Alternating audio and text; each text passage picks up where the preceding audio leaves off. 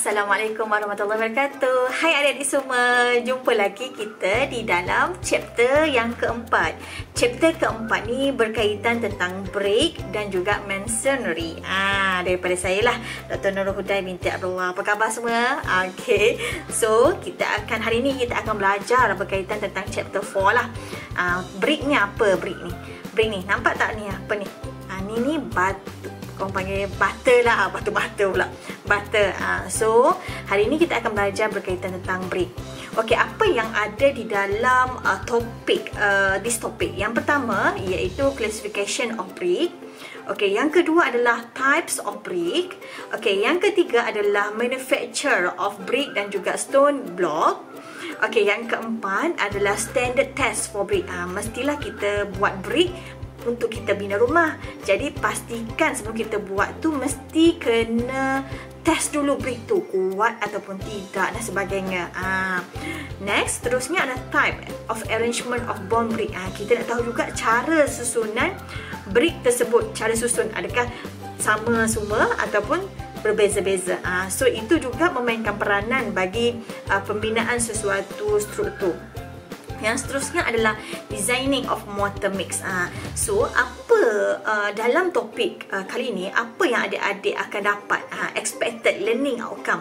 Yang pertama, adik-adik dapat classify the types of brake. Dapat classify lah jenis-jenis brake ni macam mana. Okey, dan juga explain manufacture of brake and stone block, identify the standard test.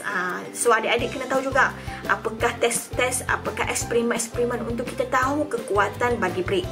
Yang seterusnya adalah to identify, pelajar-pelajar dapat calculate the design of motor brake. So now kita belajar berkaitan tentang brake. Okey, sebelum tu kita tengok dahulu video berkaitan tentang this topic. Okey, sekejap saya kuatkan dahulu dia punya sound.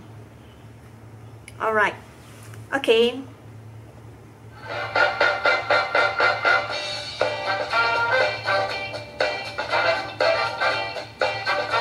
Ni tempat pembuatan brake lah ya. Tengok dia ambil daripada satu tempat ke satu tempat. Bricks are often made of shale, a lightweight rock that splits easily into thin layers. Quarry machines dig 40 centimeters down to expose the shale to the elements for 2 years. This weakens it, making it easier to process once it gets to the factory. A 4-foot-high stone wheel with a steel tire grinds the shale into powder. It grinds up 50 tons of shale per hour. A screen sifts out any pieces that need more grinding. The powder goes to the pug mill, which mixes it with water. This makes a thick paste that will next go through the extrusion machine. The extruder forces the paste through a rectangular opening to form one long continuous piece called a slug. At the same time, it shaves off the crustier top layer to expose what will become the face of the brick. If this grey shale mixture is fired as is, it'll naturally produce a red brick. To engineer a different color, they coat the slug in sand mixed with an oxide mineral such as zinc or iron. Next, they texture the surface with a textured roller. Texture the surface tu untuk nampakkan dia punya then a large knife comes down like a guillotine and slices the slug into 5-foot lengths. You might be wondering where those 3 holes came from. Well, remember how the paste goes through the extruder to form the slug? Inside are 3 pins. They make 3 holes designed to decrease the brick's weight. Out of each 5-foot length, they cut 23-inch bricks. The ones on the ends are uneven, so they go back into the mix to make new slugs. Next comes the delicate job of stacking these newly minted bricks to be. A machine first separates them. Then, using inflating bags, it grasps them, raises them,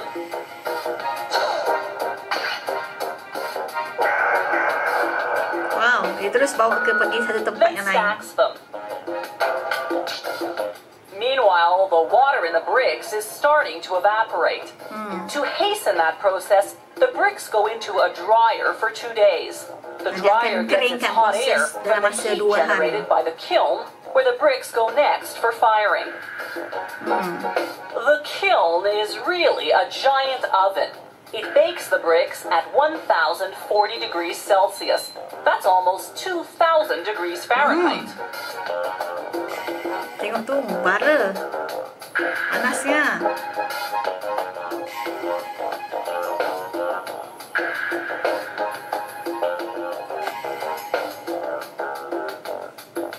One and a half days later, the bricks are ready.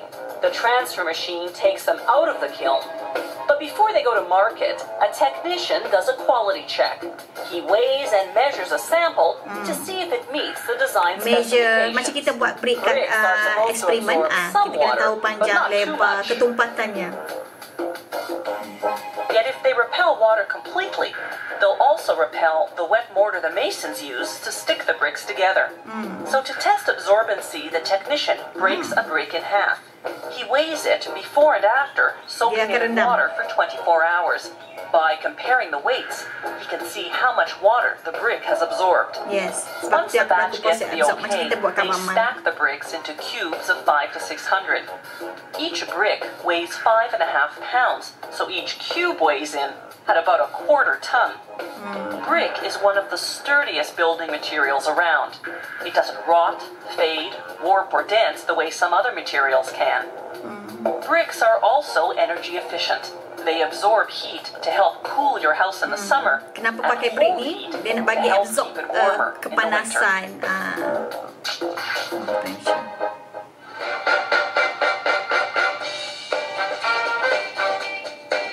Thank you, Insider. Okey, kita dah tengok dah berkaitan tentang video ni. Okey. Sekejap sekejap saya salah teknikal. Okey, bermaksud brick, kenapa ada binaan-binaan dia buat brick? Okey, binaan-binaan yang buat brick ni dia lebih sejuk lah. Dia sebab dia boleh absorb kepanasan tu. Itu salah satu juga. Kita buat testing eksperimen, kita nak tahu bila kita rendam sampai 30 minit tu, contoh di makmal kita rendam 30 minit, lepas tu kita check compressive strength dia. Adakah kuat selepas dia absorb dengan water. Dan kita nak tahu juga berapakah absorbnya water tu, berapa banyak absorb. Sebab tu kita buat eksperimen di makmal berkaitan tentang the compressive strength of the absorption. Kita check juga dia punya compressive strength after kita rendam di dalam air. So ini yang kita nak belajar berkaitan tentang brick ni pada hari ini. Okay, very good. So cuba dek tengok binaan-binaan terdahulu. Kita tengok lama sangat ni, mereka menggunakan brick ni. Ni brick ni. So ini adalah binaan-binaan terdahulu yang mana mereka dah tahu dah kalau buat satu binaan struktur ni memang akan sejuk lah kalau pakai brick. Sama juga seperti ini. Memang dulu-dulu kau tengok ni cantik kan. Kalau dulu cantik lah. Yang ni pun binaan daripada butter juga. Tapi berbeza lah, butternya tak sama seperti yang kita sekarang cube kan. Okay. Ini pun sama. Macam contoh ni, tembok apa ni? Tembok Cina kan. Siapa pernah pergi kat sini? Okey. Saya tak pernah pergi, pernah tengok. Okey. So, sama juga macam ni. Binaan-binaannya, struktur-struktur kuat sehingga sekarang. Berapa ribu tahun dahulu tu. So, boleh tengoklah kat Wikipedia ke kan. So, ini adalah contoh-contoh binaan yang menggunakan brick. Sesuatu binaan. Siapa yang buat? Kita lah engineer yang akan buat benda ni kan. Tengok sekarang ni pun binaan-binaan terdahulu. Sama juga mereka menggunakan brick. Tengok ini binaan cantik ni. Mungkin di tempat Turki ke. Okay, saya tak tahu. Tapi mungkin lah kan. Tengok binaannya cantik. Walaupun bentuk cube tu, bentuk cube. Okay, kita punya butter tu bentuk 4 segi tepat kan. So dia boleh membentukkan pelbagai jenis. Cantik kan macam ni binaannya. So ini juga mungkin sejuk binaan ni di dalamnya. Macam contoh piramid. Ni piramid ke? Ya ke piramid. Okey. Ini adalah cube-cube yang besar menggunakan butter juga. Okey. So, daripada sana adik-adik dah tengok tak berkaitan tentang binaan-binaan yang menggunakan brick. Walhal kat rumah sekalipun ada pelajar tanya kepada saya semalam dia tanya kepada saya, doktor, saya nak tahu kita bangunan ni, kita nak tahu sama ada adakah bangunan tersebut dia gunakan brick ataupun dia gunakan konkrit biasa yang pakai blok konkrit tu. Jadi saya kata buat masa ni kalau ikutkan kita tak dapat tahu lagi lah. Cuma mungkin kekuatannya berbeza dengan kita buat konkrit biasa. Macam contoh, ada, tapi binaan tu berbeza-beza. Ada yang buat pakai bancuhan simen saja. Ada blok butter yang besar tu, tak sama dengan brick yang biasa kita tengok, cube yang warna perang tu. So berbeza-beza lah. So daripada situ tapi kekuatannya bergantung kepada tempat tu. Contoh situ tempat kita nak bina library. Kita cuba fikir, kalau kita nak bina library mesti kena tanggung buku-buku, laptop apa semua kan. Lepas tu office apa semua kan. Bila kita kalau buku sangat berat tau. Walaupun kecil macam ini pun, tapi dia berat.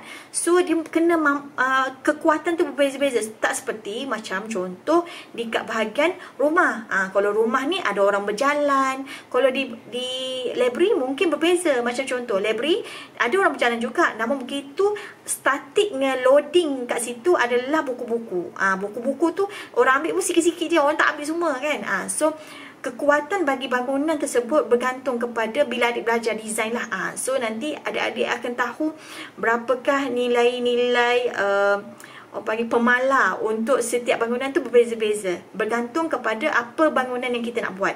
Macam contoh kita nak buat tempat binaan, tempat simpanan air, tempat retain air, macam SAJ tu kan, yang ada ada tempat simpanan air yang tangki besar tu tinggi tu kan. Itu pula berbeza. Pengiraannya berbeza dengan kalau macam kat rumah lah, dia punya nilai pemalarnya. Okey, so hari ni kita akan belajar berkaitan tentang brick. Okey, masonry.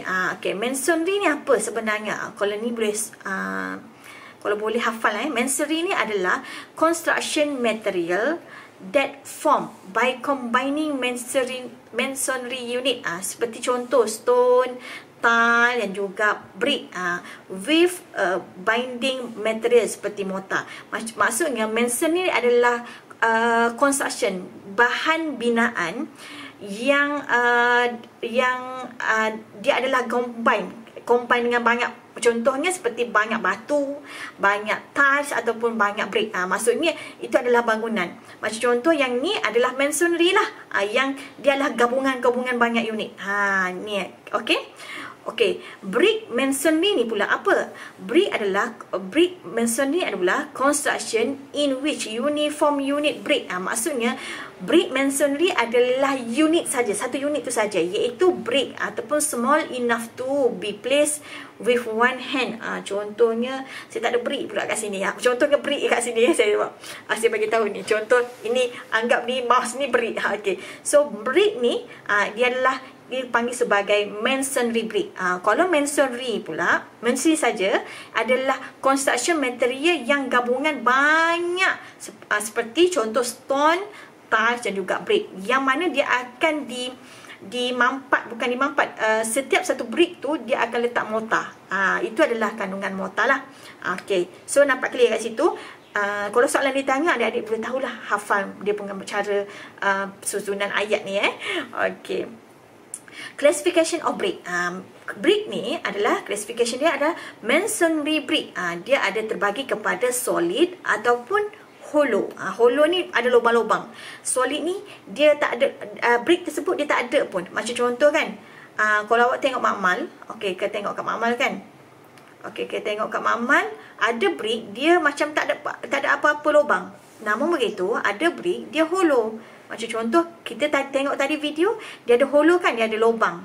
1, 2, 3. So depend on. So berbeza kekuatan juga. So depend on the structure. Dan kita mungkin kalau you all kata saya nak brick yang kosong je, kekuatan mungkin tak samalah dengan yang biasa. Okey, solid. Okey, masonry ni terbahagi kepada solid dan juga hollow. Okey, solid ni terbahagi kepada 4, iaitu stone menggunakan batu, glass block, clay brick dan juga concrete brick. Tapi hari ni kita nak belajar berkaitan tentang brick. Brick menggunakan tanah liat, clay. So, dalam brick ni pula terbahagi pula kepada 2, iaitu modular dan juga non-modular. Okey, bagi hollow ni pula, hollow ni ada lubang. Okey, structural clay tile. Dia terbahagi kepada 2, structural clay tile, okey, dan juga concrete block. Macam contoh concrete block ni macam inilah. Structural clay tile tu mungkin adalah macam yang tile lantai punya tu kan.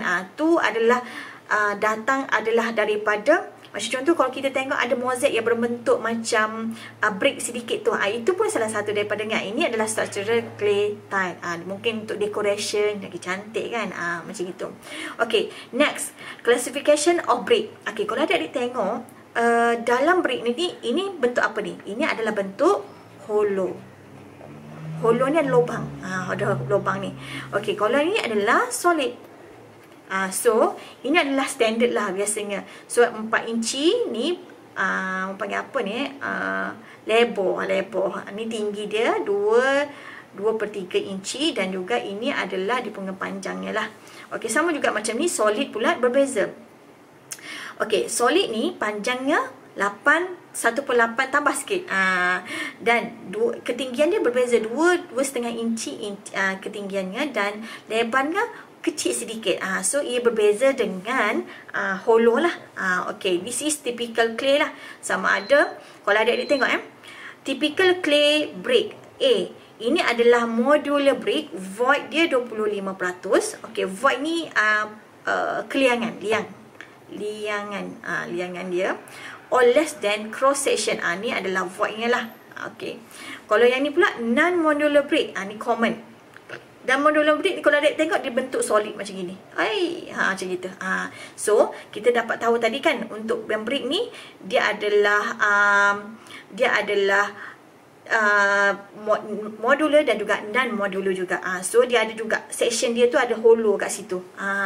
Okey, next, types of brick. Ni kena hafal lah. Mungkin soalan ditanya identify ataupun describe ke. So ini adalah contoh-contoh brick. Yang pertama adalah common brick. Ni brick yang biasa ni lah. Okey, ni nampak tak? Ini macam solid kan? Okey, next pula facing brick. Ni common brick yang pertama. Yang kedua adalah facing brick. Facing brick ni dia menghadap.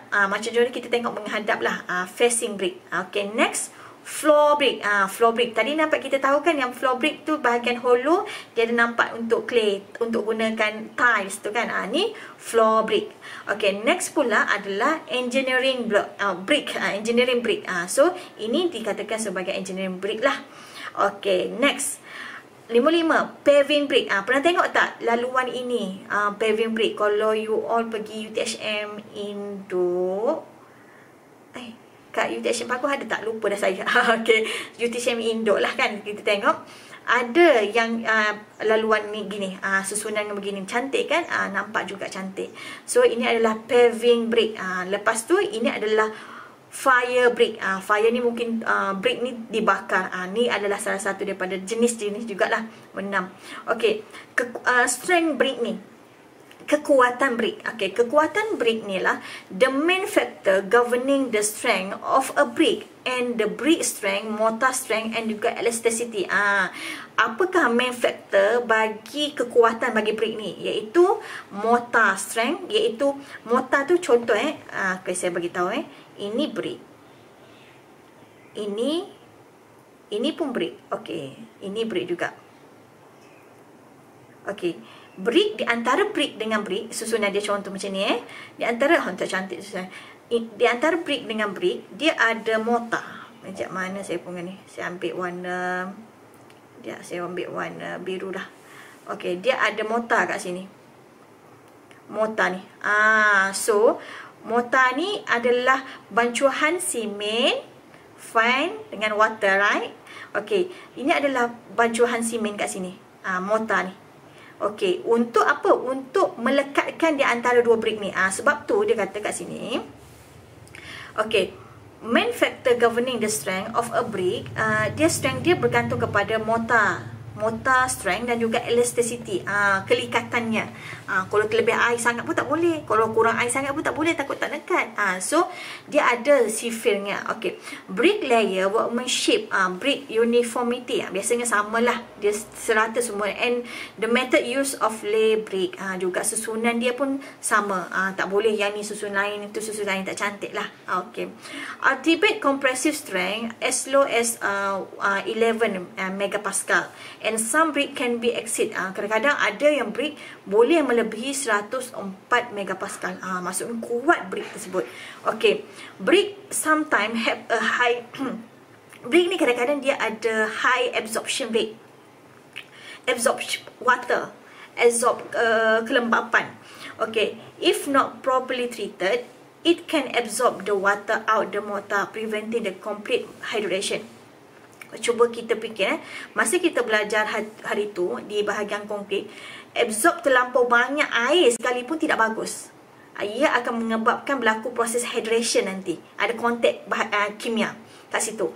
Jadi absorption rate tu mesti kena treated, kena buat treatment lah kepada strength. Sebab tu kita buat kat makmal, kita rendam brick tersebut selama 30 minit, kita tahu berapa kandungan dia absorb water tersebut.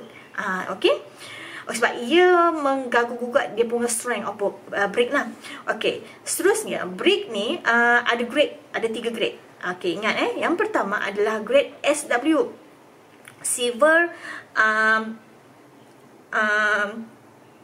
weathering. Sorry, saya sakit tekak. Okey. Okey, highest minimum compressive strength and lowest maximum water absorb. Jadi severe weathering ni cuaca yang agak teruk. Cuaca grade bagi cuaca yang agak teruk, okey, dia mestilah highest minimum compressive strength. Maksudnya dia mestilah ketinggian dia tu dia punya compressive strength dia tu mestilah pada highest minimum. Maksudnya highest minimum tu dia berada di tahap-tahap minimum compressive strength. Dan juga the lowest maximum water absorb. Mestilah tempat tu, mestilah tempat dia boleh maximum, dia punya kurang, lowest maximum water absorb dia kurang dan lebih untuk water absorb tu kena, maksudnya grade bagi silver, macam contoh kat tempat panas ni, tempat macam contoh kat negara Arab. Negara Arab okey. Negara Arab tu mesti dia punya kekuatan bagi brick dia tu grade SW, iaitu severe weathering, yang mana dia punya minimum compressive strength tu mesti dah highest. Okey, maksudnya betul-betul tahap minimum dia sampai situ, dan lowest maximum dia mesti berada di, dia tak absorb banyak air sangat, kalau tak nanti dia akan runtuh ke apa dan sebagainya. Okey, yang kedua adalah grade MW. MW ni adalah moderate weathering. Moderate weathering mungkin negara kita ada hujan, ada panas. So mungkin sesuai dengan kita punya negara. Okay, Malaysia. Okay, average minimum compressive strength. Maksudnya compressive strength ni mesti kita ni dalam keadaan average, purata, dan juga water absorption pun dalam purata juga. Contoh kita punya water absorption yang simen hari tu kita belajar masa konkret 0.45, yang okey punya 0.45 hingga 0.6. So itu juga memainkan peranan kepada suhu tempat kita juga. Okey, kalau you nanti jadi engineer, oh saya ditugaskan di Madinah, di Mekah, contohnya tempat panas contohnya kan. So mungkin dia punya kualiti dia berbeza, dia punya tak boleh sama macam Malaysia pun, mungkin caranya berbeza, pengiraan kalkulat berbeza lah. Mungkin pula adik dikerjakan di tempat yang sejuk, macam contoh di Kutub Selatan. Okey, Kutub Selatan ke Kutub Utara ke kan. So berbeza pula. Okey, seterusnya adalah grade NW. Grade NW adalah negligible weathering. Maksud kita boleh abaikan weathering tersebut, cuaca tu. Kita mestilah lowest minimum compressive strength dan juga no limit water absorption. Ini bergantung kepada tempat lokasi dan cuaca, cuaca tempat masing-masing. Okay, next, bagi manufacturing of brick ni, dia ada 3 jenis yang kita kena ambil tahu. Yang pertama adalah surface clay. Mesti surface permukaan bagi clay tersebut found at the surface of the earth. Maksudnya dia duduk kat permukaan muka bumi, bukan duduk kat dalam ke apa tak. Okey. Yang kedua adalah menggunakan shell. Shell ni adalah clays that have been subjected to high pressure and have hardened into the rock format. Shell ni juga adalah clay yang mana dia boleh datang daripada tempat yang high pressure, okey, dan juga have hardened into the format lah. Sebelum ni daripada format daripada batuan terus jadikan sebagai brick jugalah. Okey, next adalah fire clay. Fire clay are deep mine clays. Okey, so ada 3 types of clay that digunakan di dalam brick manufacture. Ingat yang pertama surface clay, yang kedua shell dan juga fire clay. So tahulah dia punya datang dari mana. Shell ni datang daripada subject high pressure and have hardened into the rock format lah. Okay. Next, manufacturing process.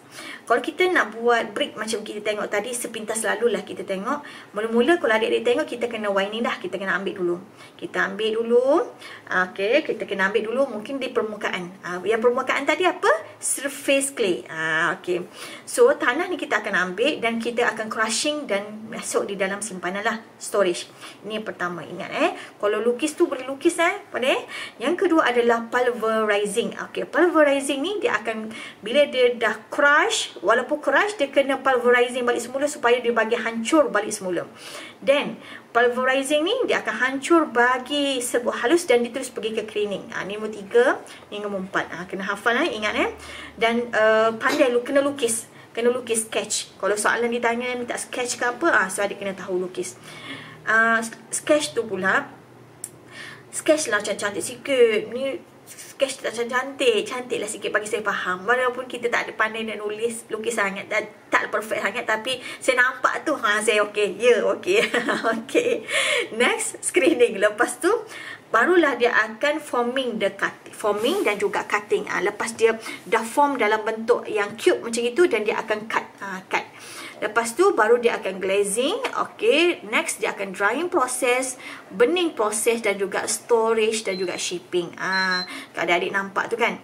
Okay, next seterusnya.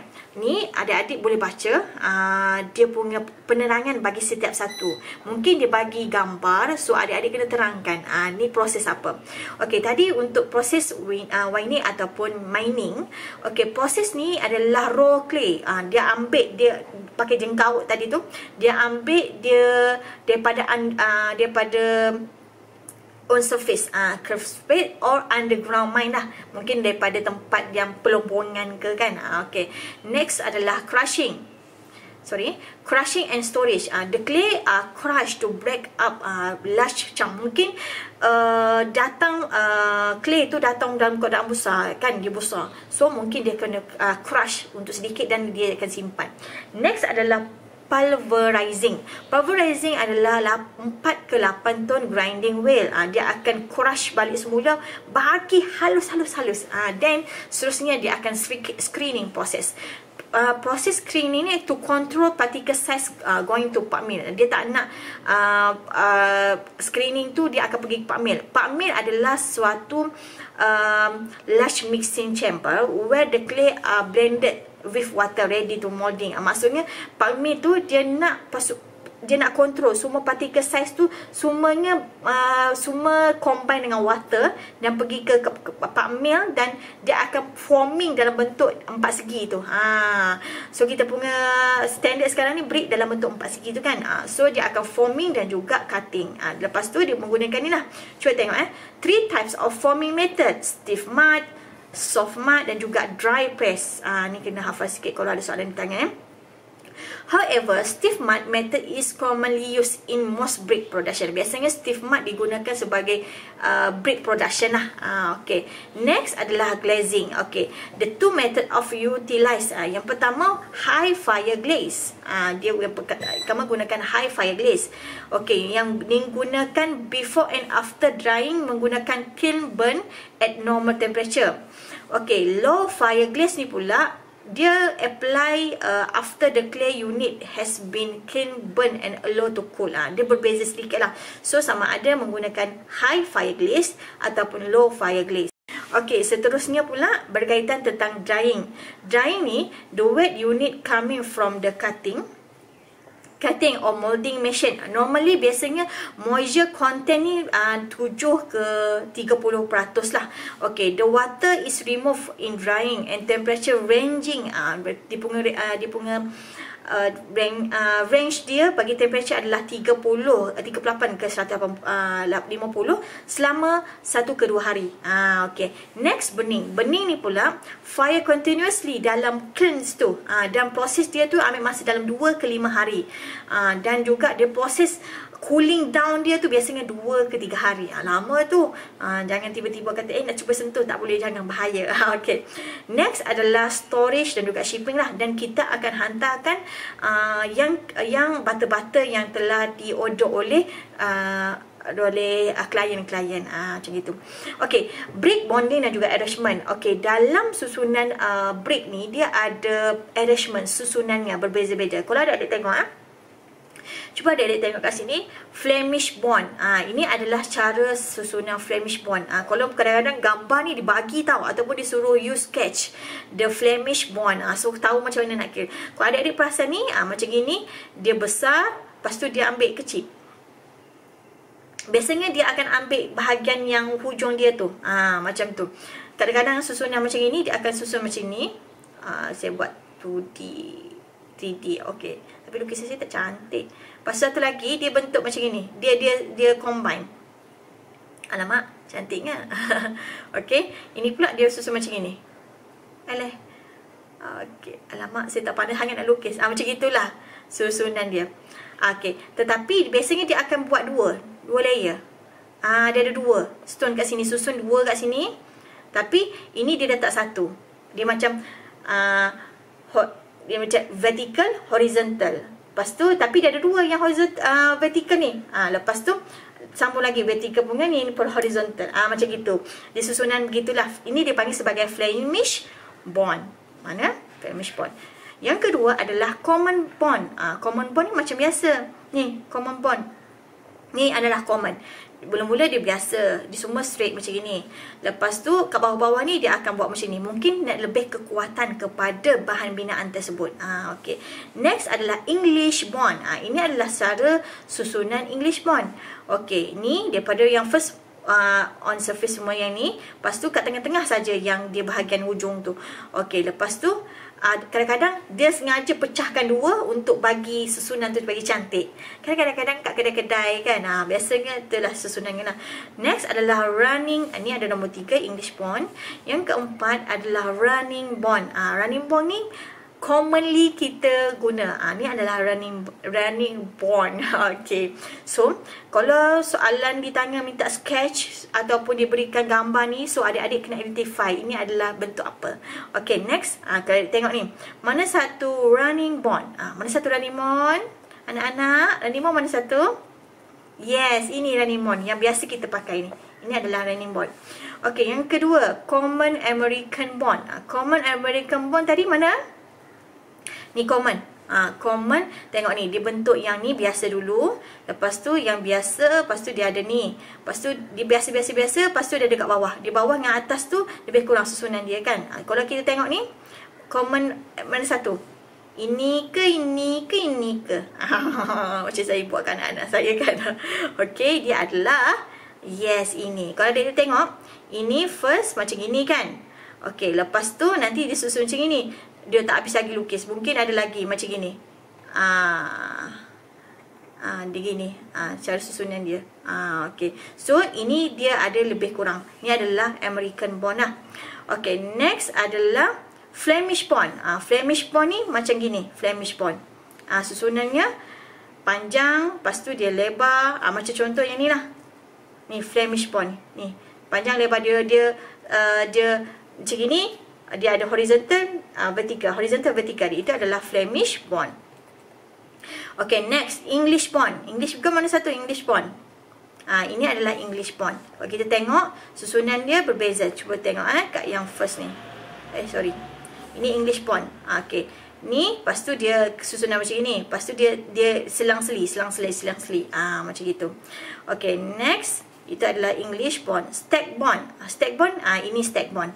Ni tak ada dalam tu kan, tapi kalau ikutkan ini adalah, yang pertama adalah running bond, yang kedua adalah American bond, yang ketiga adalah Flemish bond, yang keempat adalah English bond, dan juga yang kelima adalah stack bond. So kalau tahu soalan ditanya list brick bonding and arrangement, so tahu dah cara dia, macam mana cara susunan bagi kita punya brick ni. Alright. Okay. Selepas kita dah tahu susunan brick tu, kita kena tahu types of join. Macam mana nak joinkan di antara brick dengan brick. Okay, so ini adalah cara susunan bagi join. Okay, concave ke? Ini cara concave. Ni macam gini bentuknya. Saya pernah tengok yang ni. Mesti saya tengok yang ni. Ada juga, dia ada teknik dia lah. Macam gitu. Ini bentuk flushing. Dia ratakan ke semuanya. Seterusnya, struck. Struck ni dia akan hujung macam gini. Struck, stroke. Okay. Ni pula weather. Dia bentuk macam ini. Weather. Struck. Macam itu. Weather. Macam ini. Macam gitu. Seterusnya rack. Rack ni dia tak sampai hujung. Tapi dia bentuk empat segi macam ini.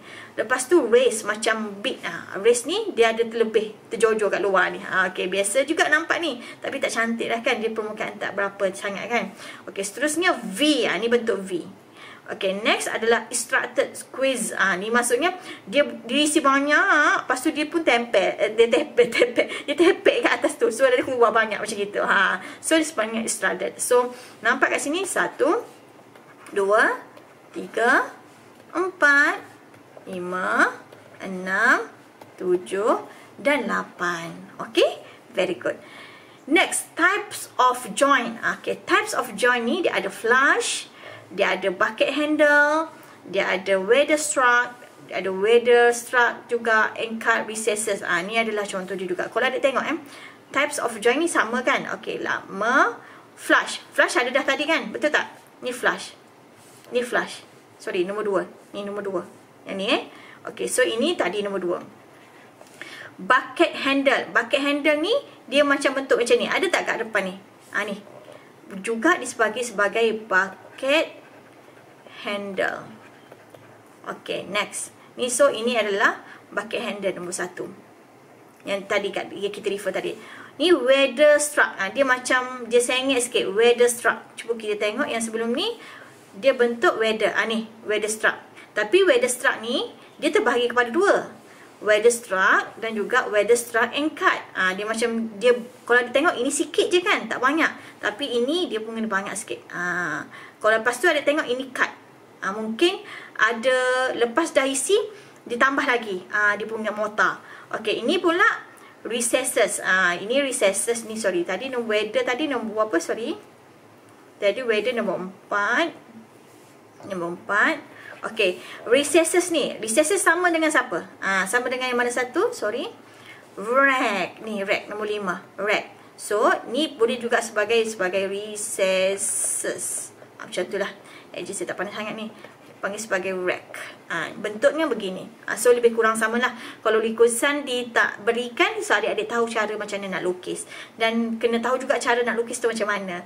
Okay, next. Mortar. Lepas kita dah tahu macam mana cara join, cara apa bendanya. So, kita kena belajar berkaitan tentang mortar. Mortar ni adalah di antara brick dengan brick, dia ada mortar kat sini, kat tengah ni. Di antara brick dengan brick ada mortar. So, mortar ni adalah apa? Mortar adalah Portland cement, adalah mixture, gabungan, campuran di antara Portland cement, sand, iaitu fine aggregate. Yang ketiga, water. 3 perkara ni, ingat sampai bila-bila. Portland cement, sand dan juga water. Okay, adding a small percentage of lime.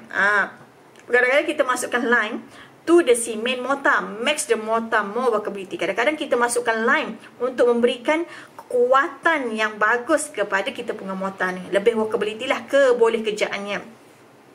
Di dalam masonry works ni, mortar ni is used for the following function. Biasanya mortar ni digunakan untuk apa?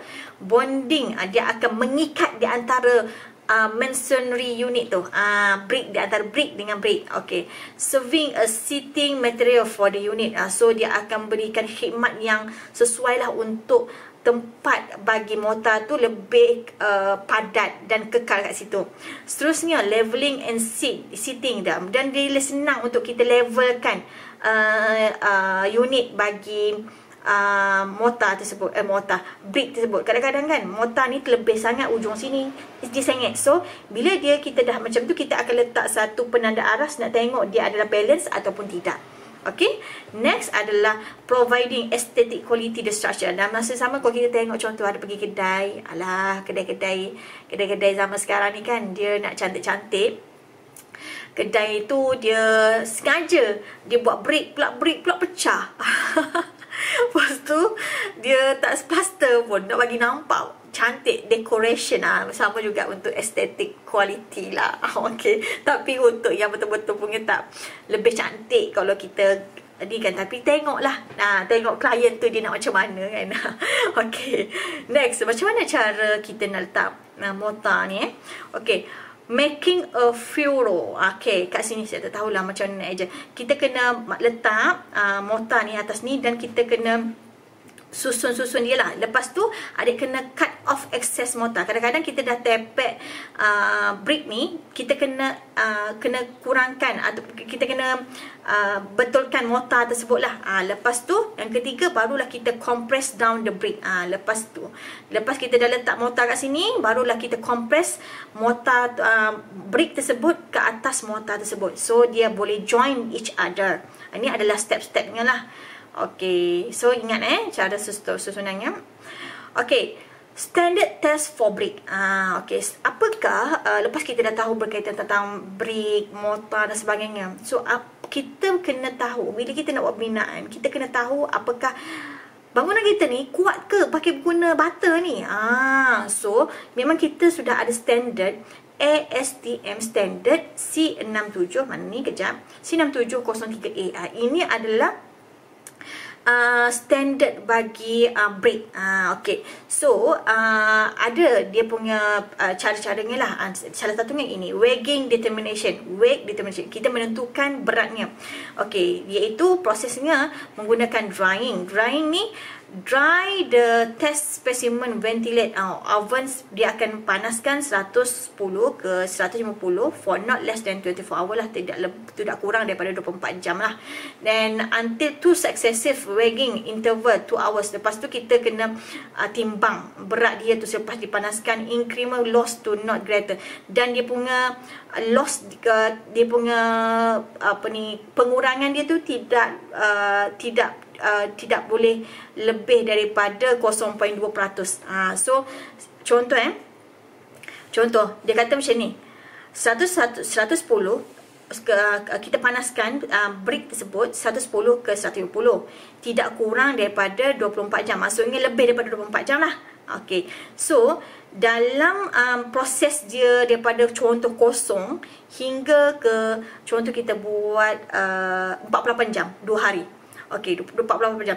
Kosong kedua kita kena tengok, kita kena timbang dia tu, berat dia tu berapa banyak. Pengurangan dia tu tak boleh lebih daripada 0.2. Macam gitu beratnya. Okay, seterusnya cooling. After drying, cool the specimen in a drying room. Lepas tu kita dah panaskan, kita dah keringkan, kita sejukkan pula. Bila sejukkan pula, mesti temperature 24 ke 80 darjah Celsius. Okay, dan dia punya humidity, kelembapannya adalah 30 ke 70% lah.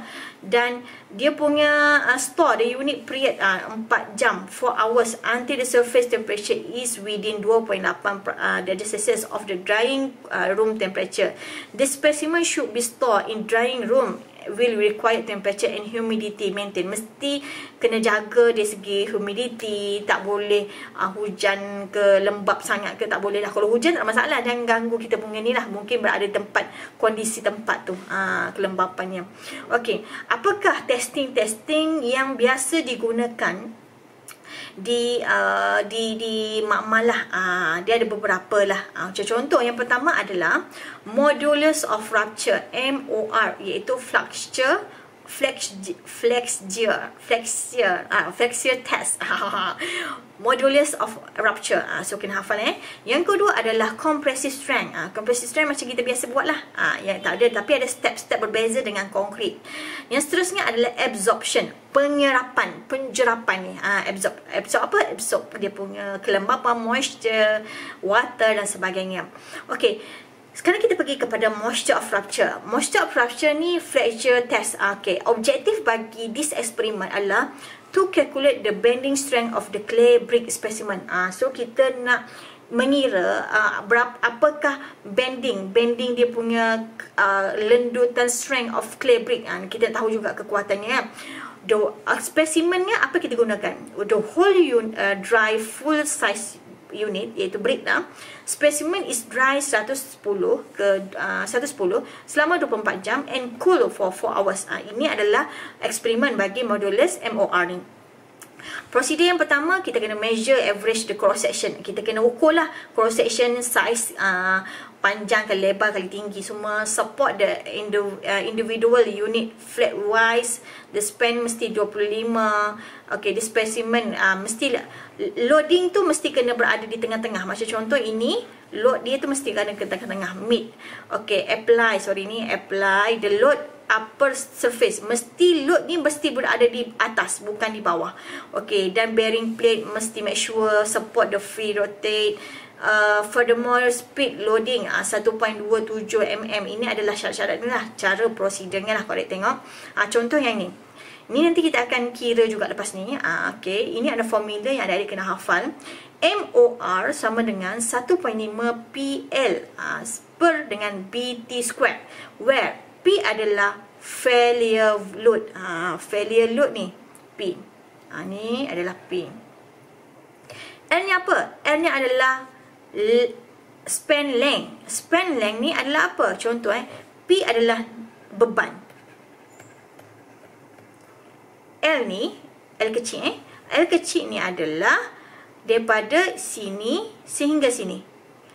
Bukan daripada panjang ni. Bukan panjang ni. Contoh panjang ni 8 inci. Mungkin sini adalah 7 inci contohnya. So ini adalah L. Ni.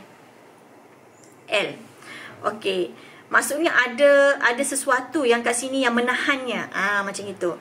Next adalah unit weight. Unit weight ni adalah B. B ni adalah unit weight. Unit weight dia ada unit dia, weightnya. Okey. Ni B. Okey. T ni apa? T adalah high. Okey, so ni adalah T. Ketinggian bagi brick ni. Berapa ketinggiannya? Mudah kan? Okey. So ini adalah formula bagi MOR. Okey, so kita tengok dia ada calculation sedikit. Okey, given. Biasanya soalan dibagi macam ini kita kena lukis lah.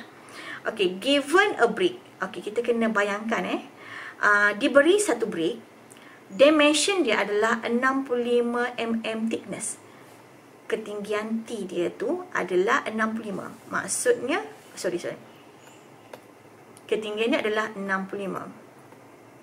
Okey, dan dia kata pula 122.5 mm width. Width dia. Ni ketinggian. Width dia pula 122.5. Okey. Next. And 220 mm long. 220 dia ni adalah berapa tadi kata? 220 adalah dia punya panjang dia. Okey, so nampak kita lukis dah kat sini. Okey, next. Dia kata pula on the load. Okey, load pula beban dia adalah 20 kN. Okey, dia kata 20 kN ni at the middle of span. Tengah-tengah ni adalah 20 kN. Okey, next. The span length ni adalah span length. L ni adalah 200 mm. So span length dia adalah 200 mm. Kurang sikit 200 mm. L. So macam mana kita nak sketch? Ini ada cara nak sketch. So kalau soalan ditanya, adik-adik kena lukis macam ni. Mungkin dia beri soalan, you kena tahu macam mana nak sketch the diagram the brick with the load. Okey, yang pertama, step yang pertama kena sketch ya. Okey, seterusnya Seterusnya, step yang kedua adalah kita nak kira, calculate the modulus of rupture, MOR tu. MOR kita tu kan. Okey, ini formulanya. Okey, 1.5 PL BT over BT square. Okey, cuba tengok 1.5 memang dah ada. Okey. P kita. Kalau kita tengok tadi, kita punya gambar tadi kan, kita sketch. Dia kat tengah-tengah dia tu ada 20 kilonewton. So kita ambil 20 kilonewton. Kita convertkan dia kepada M meter. Okey. So L kita tadi, span length dia tu sini. Tak sampai habis. Dia kena L dia je. So dia adalah 0.2 mm. Daripada 200 tu mm adik tukar kepada meter. Next, B. B dia adalah lebo dia tu. Tadi kan 122.5 kan. So, convertkan daripada meter jadi 0.1225. Okay, next, 0.065 meter. Ini apa? T. Dia punya ketinggian bagi brake kita. So, 65 tadi kan. So, square kan. So, dapatlah unit dia. M dengan M ni M ni mati kan. So, kilonewton over M square. Okay, so inilah unitnya. Cuba try tekan kalkulator, dapat tak nilai ni. Kalau tak dapat, bagi tahu saya. Okay, saya akan terang lebih jelas lagi. InsyaAllah. Okay, next. Tadi kita MOR, modulus of rupture. So, sekarang ni kita nak kira berkaitan tentang compressive strength. Compressive strength ni biasa kita buat lah kat makmal lah. Okay, the compressive strength of clay unit depend on composition of clay. Yang kedua adalah method of manufacture dan juga degree of burning. Test specimen kita gunakan dry half brick. This is for this experiment lah. Dry half brick, the length of the specimen is 1/2 and full length of the unit lah. Contoh yang pertama, kena measure the dimension of the top, bottom of the specimen. Kita punya brick tu cap the specimen with sulfur. Tapi kalau kita punya eksperimen kat bengkel, kita tak perlu pun pakai sulfur. Untuk this compressive strength, yang ni kena pakaikan sulfur lah. Kena cap the specimen with sulfur, menggunakan sulfur. Seterusnya, allow the cap to cool for the minimum of 2 hours. Dan test the specimen flat wise, load apply the direction, the depth. Macam contoh inilah, for 2 to 3 minutes and calculate the compressive strength seperti di bawah ini. Okay. So, ini adalah contohnya. Dia lebih kurang ni sebenarnya. Okay. Contoh kat sini, maximum load dia adalah 104. Okay, 104. Okay, so dia punya dimension dia adalah yang ni.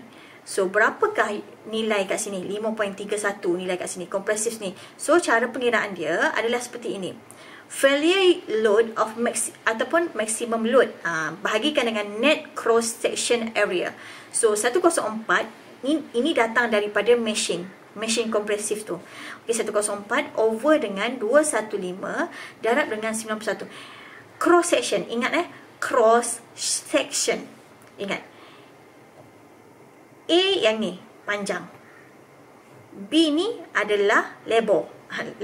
Okey. Bila kata cross section adalah dia panjang kali lebar. Bukan darab dengan ketinggian. Bila darab ketinggian, dia adalah volume. Bila kata cross section adalah luas. Bila luas, unit dia M square ataupun mm square. Okey. Cross section mesti ke atas permukaan. Kalau adik perasan, kita tengok adik perasan tak? Bila dia kompresif, dia tak bermain dengan ketinggian. Yang mampat ni, dia berada di atas. So, ini brick ni dia duduk ke atas. So, kita kena tahu berapakah panjang kali lebar. Faham That's why kita ambil A kali B, iaitu 215 darab dengan 91. Okey, kita tak ambil pun 70. That's why kat sini 215 darab dengan 91 mm squared. So, dapat adalah nilai ni dan kita convert kepada megapascal, dapatlah 5.31. Clear kat situ? Okay, very good. So, lepas tu ada kira, cuba kira. Yang ni berapa nilainya, ini berapa nilainya, nilainya berapa, nilainya berapa. Okay, lepas tu kita kena kira average. Average ni pula tambah semua, bahagikan 5. 1, 2, 3, 4, 5. Bahagikan 5, dapatlah nilai kat sini. Okay? Okey, nah dapatlah nilai kat sini. Cuba kira dapat tak nilai ni. Kalau masuk exam dah tahu dah macam mana nak kira. Okey, formula pun kena ingat. Okey, very good. Seterusnya adalah absorption. Absorption ni adalah penjerapan ataupun pengerapan. Pengerapan apa? Okey, mari kita tengok. The absorption of brick is defined as the increase in weight of brick due to water. Maksudnya peningkatan berat brick tersebut disebabkan oleh absorb the water. Okay, water absorb greatly affect the durability of brick. Maksudnya bila brick tersebut dia absorb water, dia akan memberi kesan kepada ketahanan kepada brick kita tu. So dia bagus, good. Hard brick may absorb less than 10%, tetapi tak boleh terlampau mengerap. Bahayalah. Nanti kita punya, kalau rumah kita tu dah banjir, contohnya kan, rumah kita banjir, so kita punya brick tak kualiti bagus, nanti runtuhlah rumah kita. Dia tak ada ketahanan kat situ. So apakah kita guna semen? Kita gunakan brick, separuh brick. Okay, prosedurnya dry and cool specimen and wet each other. Lepas tu submerge. Dry cool specimen in clean water, soft distill or rain water 15.5 ke 30 darjah Celsius for 24 hours. Next, remove the specimen and wipe off the surface water with the damp cloth. Kita kena bersihkan lah. Okay. Dan seterusnya kita kena boleh kira absorption dia. Maksudnya WS ni adalah saturated weight of the specimen after submerge. Maksudnya ini selepas, after. WD ni pula adalah dry pula. Dari yang basah tolak yang kering, bahagikan dengan yang kering. So dapat 100%, darab dengan 100%. So dapatlah absorption percentage. Okay, next adalah, ini adalah contoh the saturation coefficient is defined as ratio between absorption after 24 hours in cool water absorption after boiling 5 hour pula. Ni pula tambahan untuk boiling 5 hour lah. Okay, so ini adalah cara pengiraannya. Ini yang basah punya, tolak yang kering, yang basah boiling 5 hour, tolak yang kering. So ini adalah pengiraan bagi saturation coefficient after the boiling process lah. Okey, itu saja untuk pengajian kita bagi quiz yang bagi chapter yang keempat. Okey, so adik-adik untuk this chapter kita ada quiz yang keempat. Quiz yang keempat ni adik-adik kena jawab semua soalan ni. Wajib jawab semua soalan ni, hantar di author mengikut masa yang saya telah tetapkan. Okey, so pastikan adik hantar dan mengikut. Kalau ada masalah, tak faham, boleh tanya. Mungkin soalan-soalan ini akan masuk di dalam kita punya test ataupun final. So itu saja daripada saya. Kita jumpa lagi pada masa akan datang. Bye semua. Assalamualaikum.